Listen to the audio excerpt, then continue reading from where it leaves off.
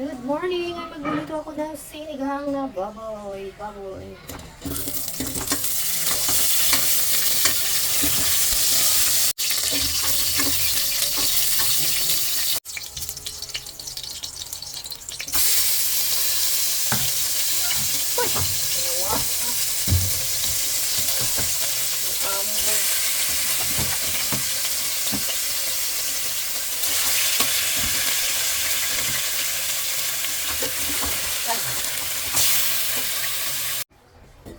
So, ayan na yung ating baboy.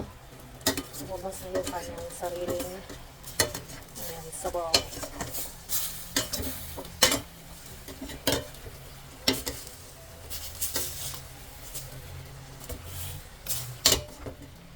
So, yung baboy dito sa amin is yung 1 kilo is 380 na.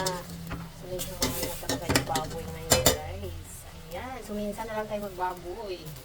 So, itong part ng ating baboy sa ating sinigang is back ribs po yung nabili ko.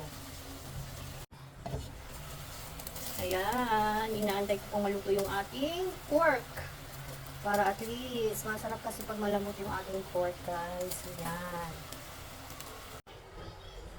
So, ito na yung ating mga ingredients. Ayan, meron tayong tangkong, balatong, tapos okra, isang piraso na talong. Yan, kamatis. And yung ating sinigang sa sampalok. Isang sachet. Yan, naubos na yung kanyang sariling sabaw. So, ngayon magdagdag na ako ng hot water sa ating sinigang para maluto na yung ating karne.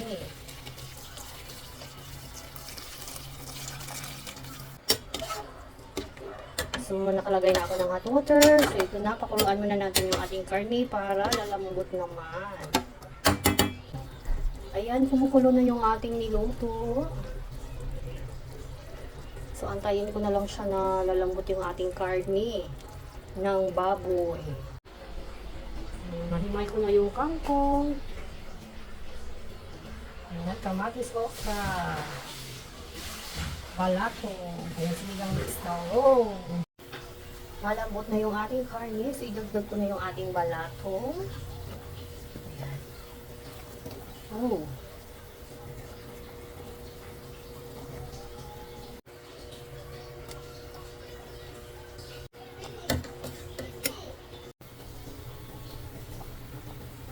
Asin.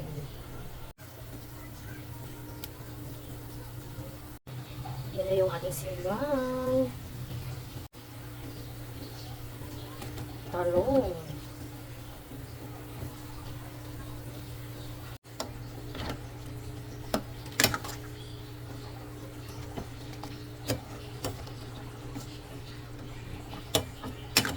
Ayan, talong balatong.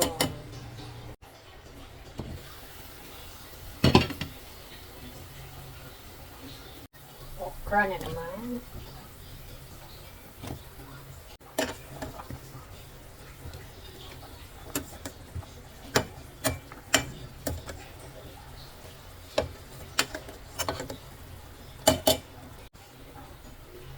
Waga na ako ng sinigang mix.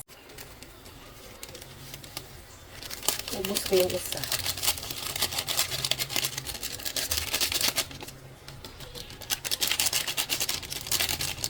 Ayan.